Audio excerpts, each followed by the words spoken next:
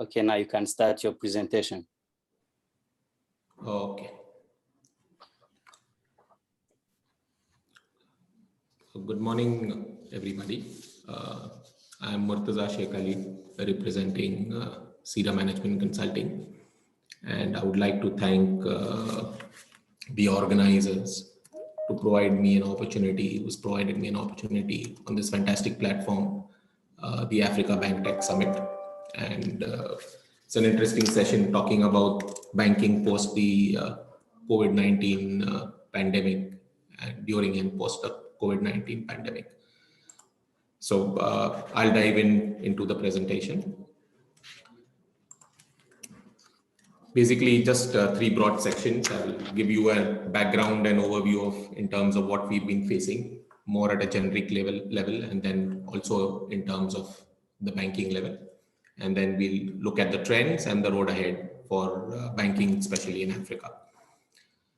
So let me just start by an overall impact COVID has had across the world, specific to Africa, if we focus on. One is obviously, like most regional developing countries and developing regions, the overall growth rate is now expected to turn negative. The good work that was seen post 2019 is now actually the overall growth rate of Africa as a region is expected to turn negative to the tune of about 2%. There is expected fall in the real per capita income, which affects the individuals to the tune of almost 4 to 5%. What is also undoing the good work is actually the increase in the poverty of the regional population, where almost 2% of the population is expected to fall below the poverty line in addition to what is already existing. And most of these are expected to be focused around Congo, Ethiopia, Kenya, Nigeria, and South Africa. And lastly, but not leastly, in terms of an overall impact, the low-income households and the low-income or the small micro SMEs are likely to face the brunt of the impact, reducing their ability to maintain livelihood. So just going by the banking impact of the post-COVID-19 scenario, basically what we are seeing already is there has been a hesitance on the banking and financial sector to step up the credit growth, basically leading to some sort of a credit crunch, whereby this might likely see recessionary tendencies as banks are hesitant to increase their credit spends and credit lending. And also, obviously, to the banks, it has come at a steep cost, and we'll talk about it more as we move along. There has been a huge impact on the small businesses, the micro businesses, which are key customers, especially in Africa. All across the world, in Africa not excluded, is we've seen increase in cyber attacks and frauds as the world is moving to a more digital platform, especially in the COVID scenario. There have been more attacks on corporates, on banks, and there has been a huge focus on looking at cybersecurity moving forward. There is tighter regulation and compliance coming into play, whether it is Basel III, whether it is regulations for ensuring the strength and the stability of the financial services sector.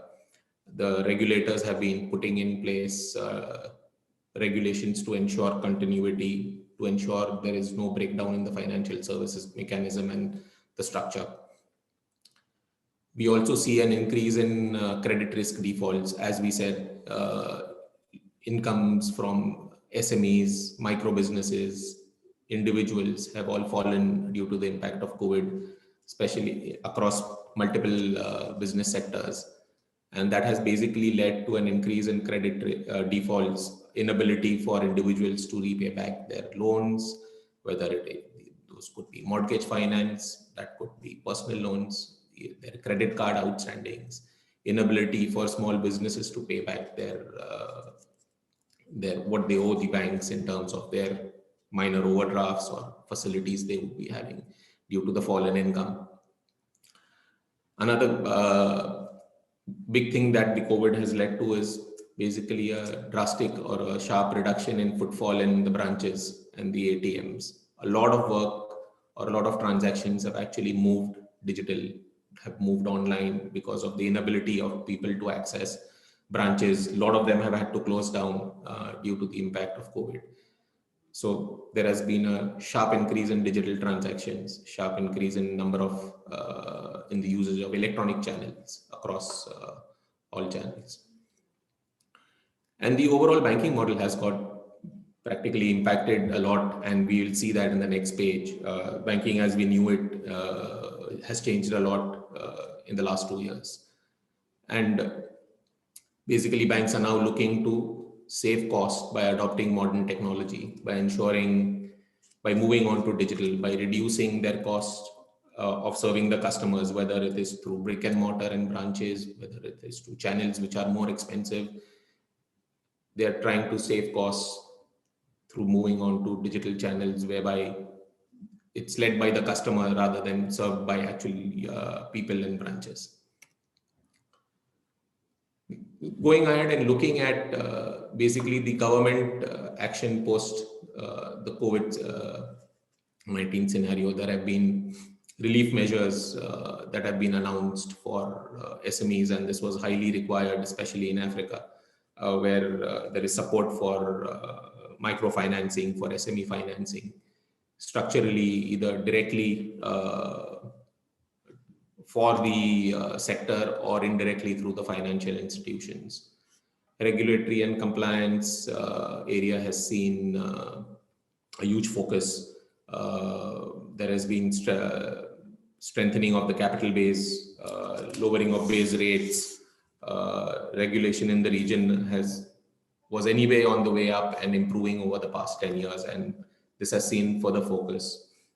We have seen a lot of, as I mentioned in the previous slide, a lot of focus on electronic banking and digital channels. And banks have gone ahead and encouraged the use through waiving of charges, making it easier for their customer base to use the channels, the ATMs, the digital network, the mobile networks, so on and so forth. There have been worker support measures that have been put in place, easier access to ensure social welfare, health benefits, minimum wage programs to ensure the low-income community can sustain themselves through this difficult period. There has been huge focus on cost management as the incomes of organizations and banks and financial institutions have gone down. The focus has shifted to ensuring a reciprocal or a focus on reducing the cost to ensure you maintain your profitability, you maintain your revenue stream, and your ability to sustain yourself. And cost is being looked at not just in terms of cost of resources or people that are managing cost of people in the organization, but also looking at cost of technology, improving the efficiency and cost of technology, improving the efficiency and cost of the processes that are currently there, whether the processes need to be automated, to be put onto the digital network.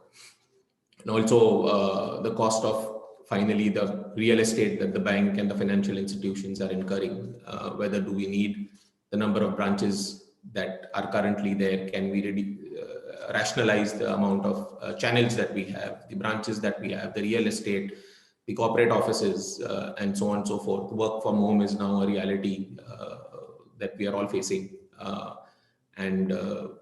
As people and staff and employees get used to and be as productive from home as they were from office, this is something being looked at quite carefully by all organizations and financial institutions.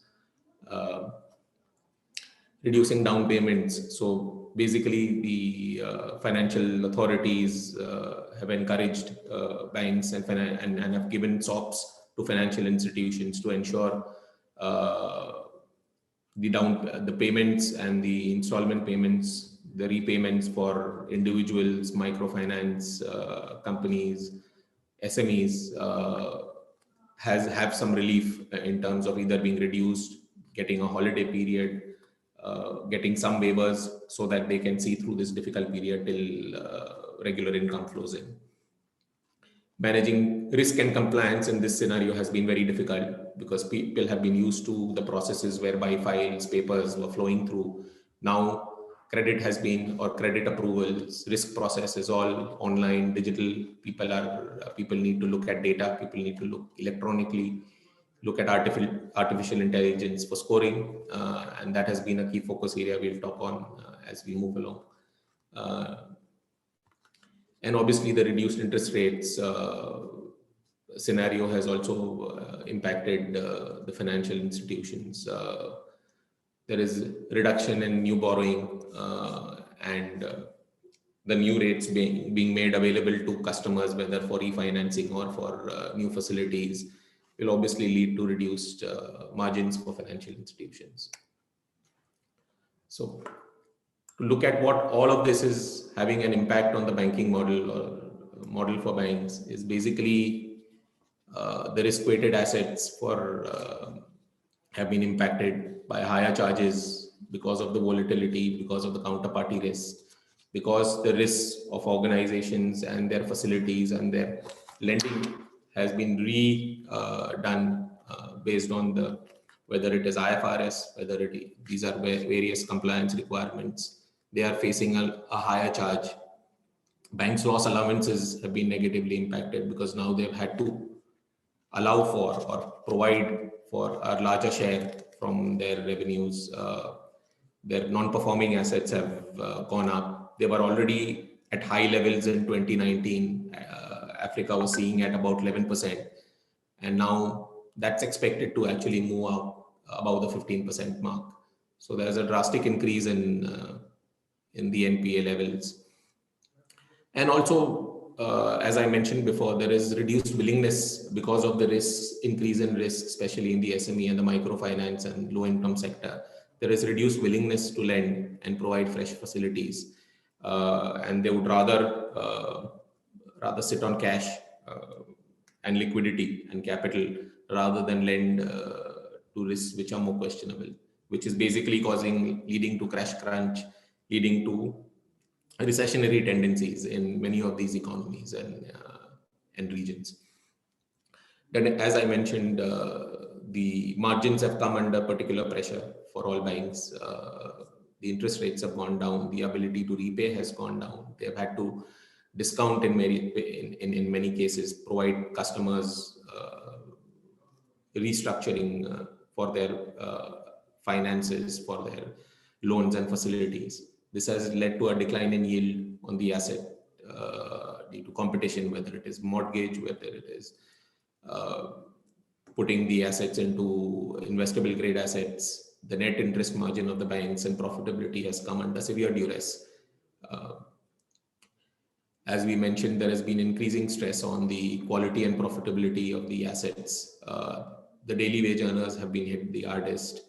The sectors that have got impacted has been the services sector, the farming, the tourism, the trading sector, where majority of the population in Africa and developing regions like Asia are basically employed. And the small and the businesses that have never been most efficient are affected here, where their inability to pay has caused a spike in the non-performing asset ratio. The overall cost to income ratio of banks, which was already in the higher bracket, has actually increased further. And that has basically led the banks to look at all sorts of cost reduction, whether you're looking at real estate, you're looking at systems technology, you're looking at headcount and personnel reduction, which is further causing pressure on individuals to basically maintain their income. To look at general trends, and I don't want to go into each and every one in deep order, but just as the real GDP growth was actually moving for the better till we hit to 2019. And now that is expected, as I mentioned, to see a to see a negative growth. Most African countries have large number of banks and FIs. However, if we dig deeper, it's basically the top 10 or 15% of FIs primarily control 85 to 90% of the market. And then you have a plethora of smaller financial institutions serving specific needs or serving the needs of the SMEs and microfinancing. The inflation rate is expected to go up further. The public debt is expected to go up further from the levels that we have already seen before. So there's going to be an excess strain on the financial system. One place we have seen a trend in most parts of the world, and Africa not staying behind, is basically the consolidation of financial institutions.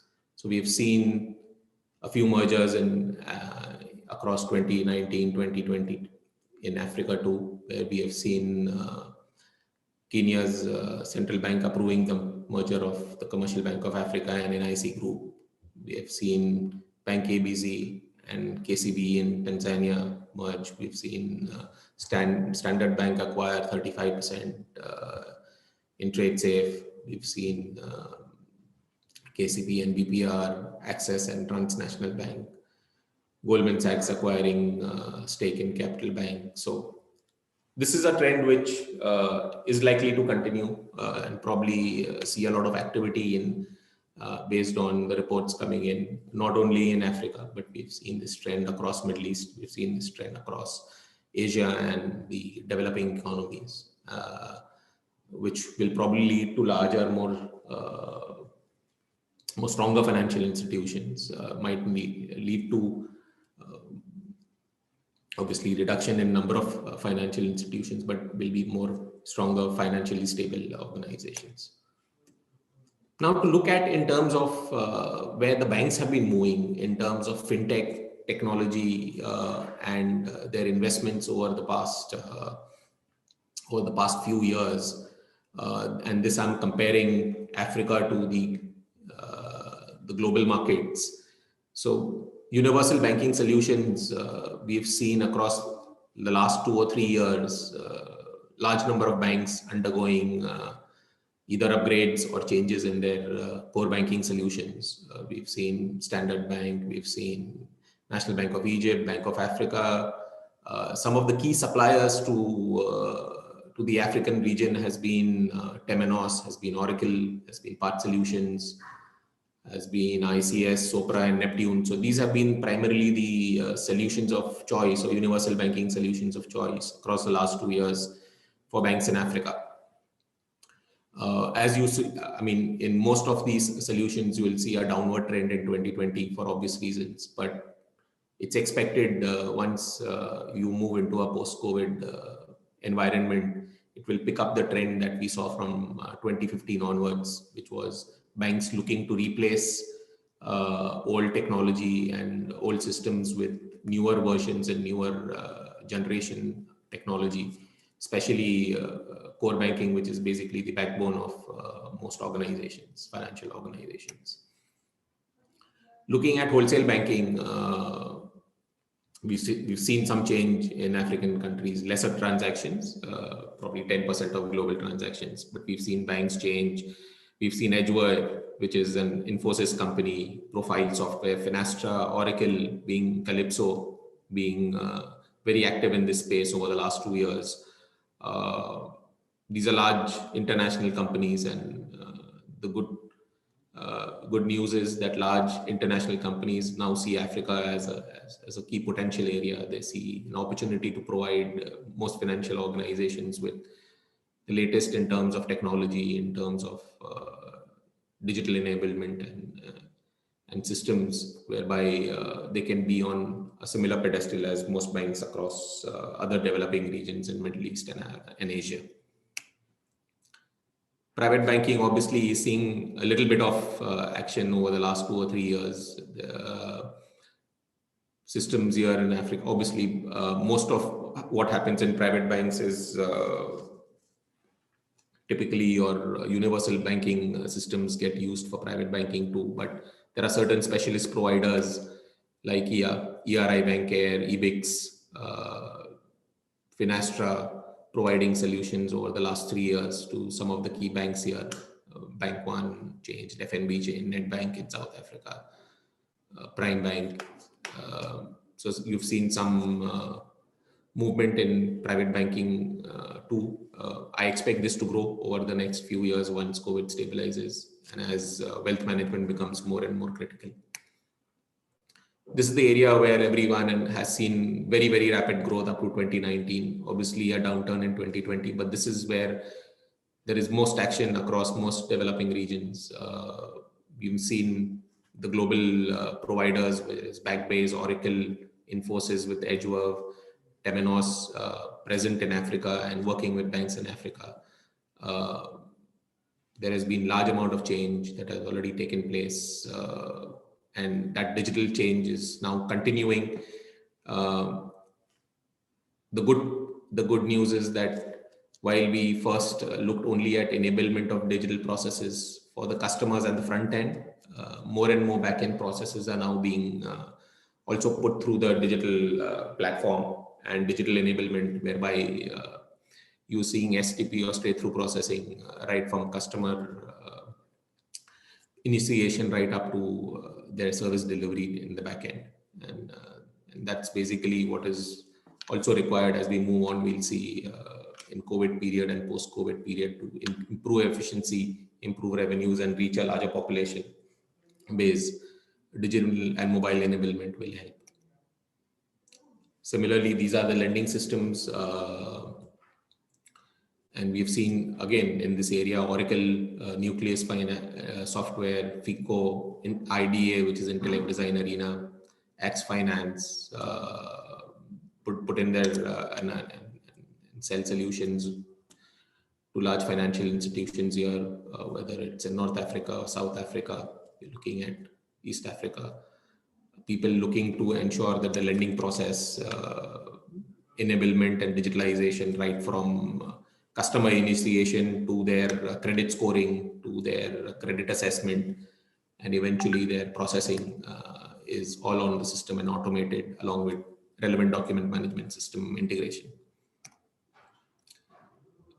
This is an area which will see more and more focus, which was seeing a huge amount of focus in 2018, 2019, and will continue to see, which is risk and compliance. As I had earlier mentioned, there is an increase in areas of fraud, in areas of digi attacks that have happened. This area is looking more and more at AML, at fraud, at risk, and investing into solutions towards this end. And payment solutions, which are led by, again, IDA, Oracle, Temenos, across banks in Africa, enabling digital remittances, payments for the larger community, and through tie-ups with mobile banking. So in terms of key takeaways that we have noticed, we obviously know SMEs constitute a large portion of customers, of non-individual customers in Africa, and leveraging new technologies and digital and mobile is the way to reach, especially in a post-COVID environment.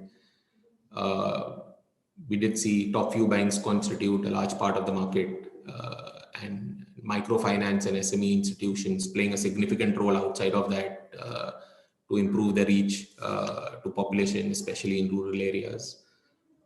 We've seen a lot of domestic mergers across that's actually supposed to continue across Africa, Middle East, and Asia. And economic landscape and government support, we've seen direct and indirect support to SMEs and microfinance institutions, social programs which primarily look at health, food, and welfare to ensure the low-income population are taken care of during this hard time, and focus on digital and mobile to improve the reach, reduce cost, and improve efficiency moving forward.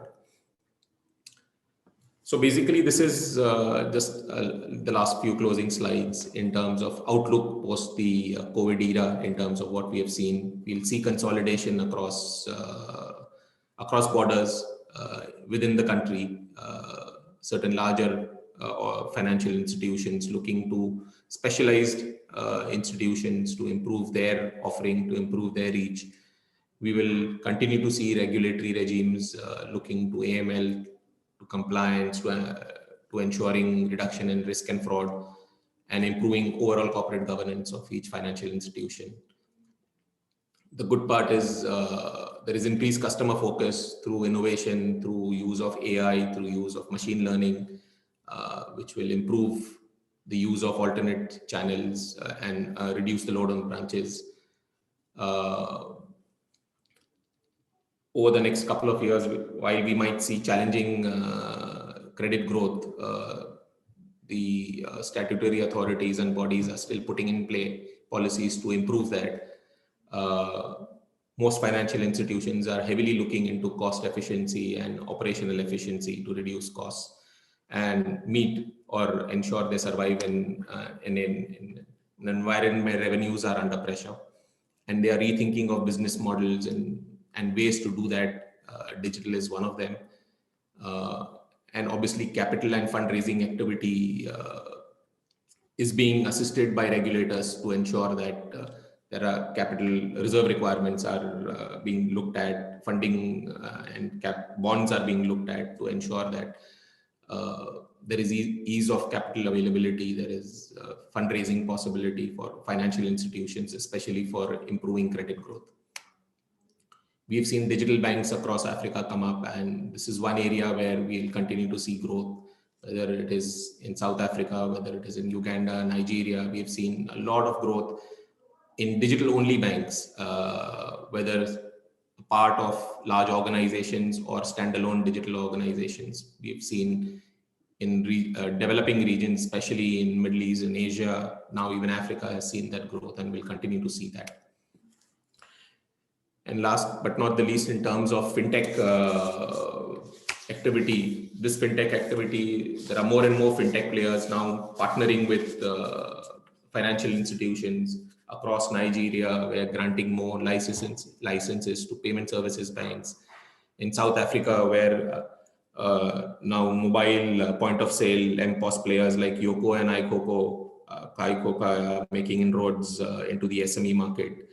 In Ethiopia, where a national digital transformation plan is being put to place to be in place by 2025.